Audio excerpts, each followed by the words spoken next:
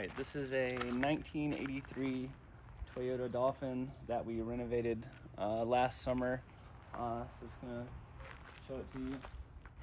This whole thing was rotted out, so we had to rebuild the whole cab over part with 3/4 marine grade plywood. The whole roof is topped with a TPO membrane. I think this was like, I don't know, $800 or something for a roll of that stuff to put over the top. This is a spray can job on the front end of the truck, but it turned out okay. It's the original grill. Put some new tires, painted the wheels. Here's the interior. We got some Gen 3 Toyota Tacoma seats. We did all new upholstery inside the cab. Did some soundproofing underneath the carpet. That's the original upholstery on the door.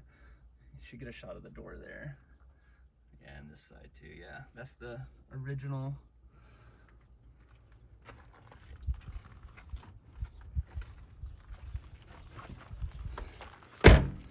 It's got a little access area over here, a little locking gas cap. Had to do some fiberglass repair here where the siding had cracked. I wanted to keep the siding that it had on there. This is from Ranger Industries, was the company, San Bernardino, California, that made these things back in '83. This is a little plug we installed so you can just get shore power right under the sink there. It's got some little lights for nighttime. It's got the Yakima skybox up top, so you have extra storage.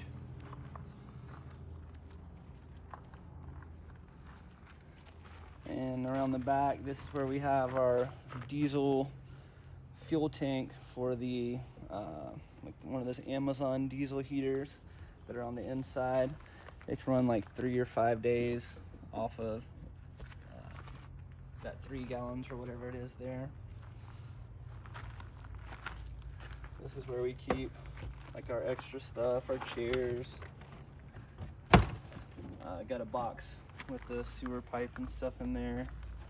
So just tools that you might need on the road are in there.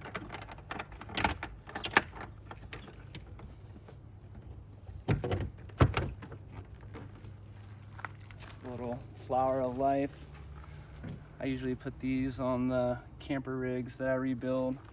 There's a, what year was the Dodge Explorer? 88. Yeah, there's an 88 Dodge Explorer running around somewhere that's got the same thing on the back that we fixed up a couple years back. I tried painting the TPO roof and that did not work out. This whole thing's actually painted with a marine primer, so it's a roll-on primer, and then we actually rolled on the paint with some basically marine boat paint. So the whole thing's been sealed up really good. Did corner seal tape underneath all this stuff. This whole thing here was rotted out when we first got it, and I had to tear off, I've got some pictures of it, I had to tear off this whole back section, and then we rebuilt this with 3/4 marine grade plywood. Got a little place for shore power to come in again. This is our hot water heater. The propane doesn't work, but we put a hot rod stick in it so it can heat electrically. There's a little Honda generator that's in there. This is the access panel for the refrigerator. Exhaust vent for the air condition if we have the air condition hooked up in there. And we had to go through, rebuild these axles, new axle bearings, new brake hardware, drums. That stuff was a little tricky trying to source it out because some of these parts are hard to find, especially the '83 models. So I had to like find like wheel bearings for a 1980s model 4x4 truck, Tacoma, and it was, or T100 or whatever they called them back in the day. Yeah, and there's the interior again. And we've got a little backup camera in the middle there.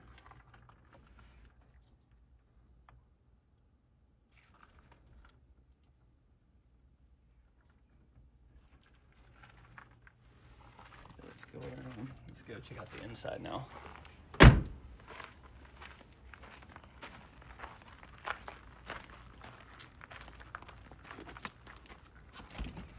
So when we first got this whole thing was completely rotted out. You go to step in here and like the whole thing would sag. So that was the first thing I had to do, was rebuild that. We did some really nice vinyl flooring, waterproof flooring in here. So you step in.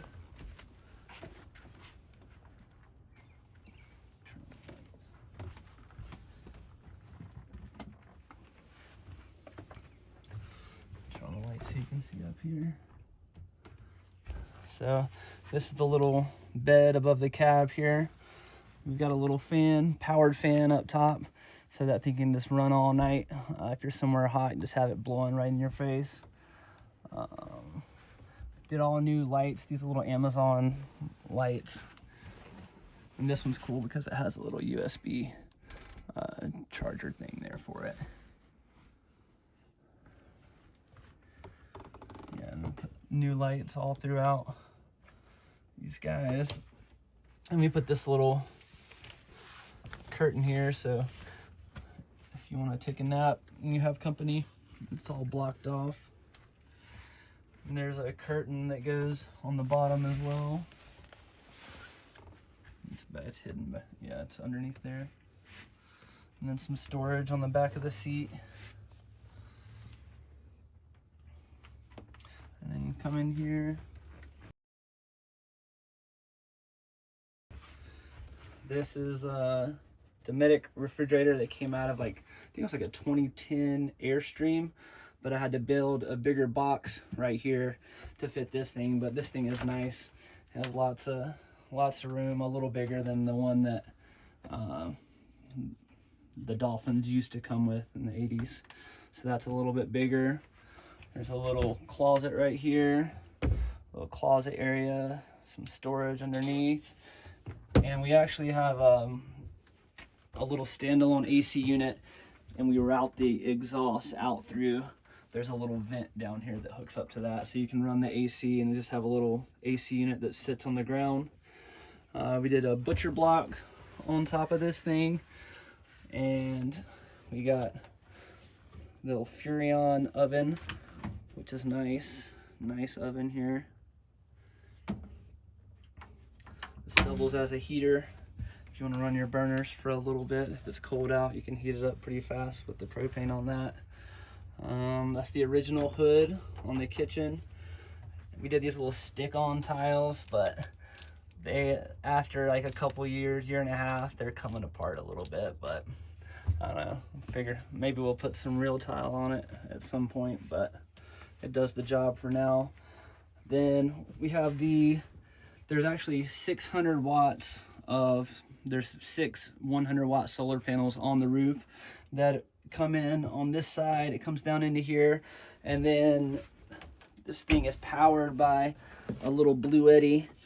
If you look under there, so we got the Blue Eddy AC 200 Max, and so we just have our main power supply that we can plug into this and power the RV. We have DC and AC. I have all that hooked up, and then the panels up top keep it charged. It's fully charged right now, so it's not really pulling much in. It doesn't need to. And this is also where that little plug from the outside comes in if you want to plug in shore power. It's the original cabinets and the cabinet hardware. We just painted all that, put some new hardware on top. We did the powered fan back here, and these things are actually really nice. So you can just have this kind of, you know, blowing in here. Got seating on both sides. Usually we do have this in right now, but usually we have our elderly dog that's with us. So our old dog usually goes right here, so we can pick this up, put it to the side.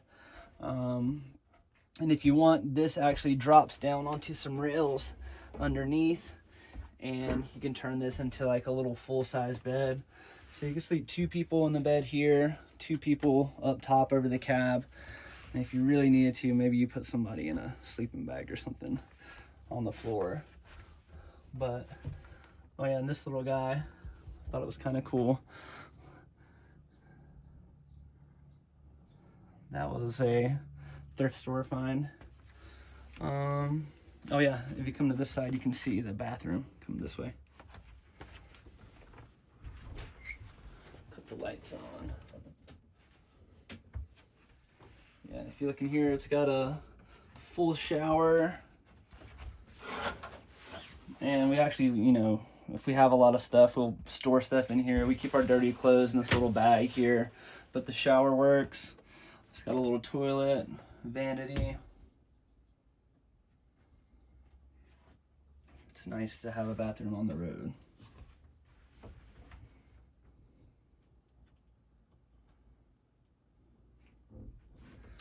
All right. Oh yeah, let's go check out under the hood. Let's come out this way.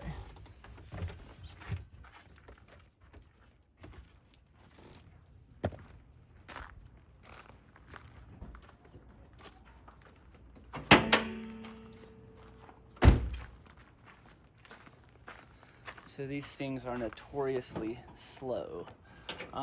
Especially this one, because I rebuilt everything with 3/4 plywood instead of the 1/8 inch Luan and foam. So this one's a lot more heavy than a regular one. But it's okay, because we put a Weber 3236 carburetor on this. That helps so much getting rid of all the vacuum lines and everything. It just runs way better.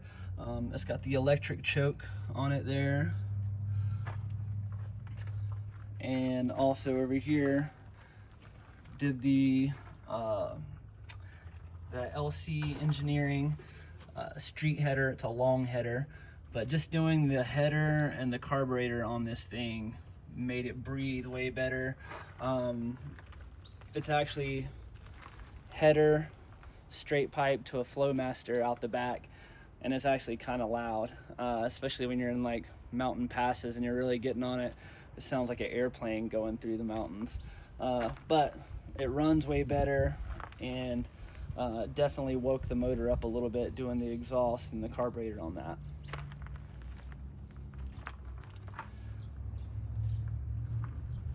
And if you're gonna have one of these, what, 41-year-old rigs, and you plan on taking it anywhere. We took it to Oregon coast last year, and basically anything that needs fixed on these things, you're gonna have to do it. You're gonna have to put all new hoses on your rig. You're gonna have to go through the brakes, brake hardware. We had to do a new master cylinder, like I said, new brakes all around. Anything that might go wrong on a 41-year-old RV is probably gonna go wrong on you if you're out traveling, so you might as well just go ahead and fix that stuff right off the bat. But it's an awesome rig. We get about 16 miles to the gallon on average. If we have a good tailwind, we could probably, I think we've gotten like 22.5, I think is the best mileage that we got, but that was doing a lot of downhill and a good tailwind.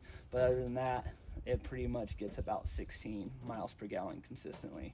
So this is the 22R motor, super easy to work on, especially once you take all the emissions and vacuum stuff off of it. They run way better. But yeah, that's it. 83 Toyota Dolphin.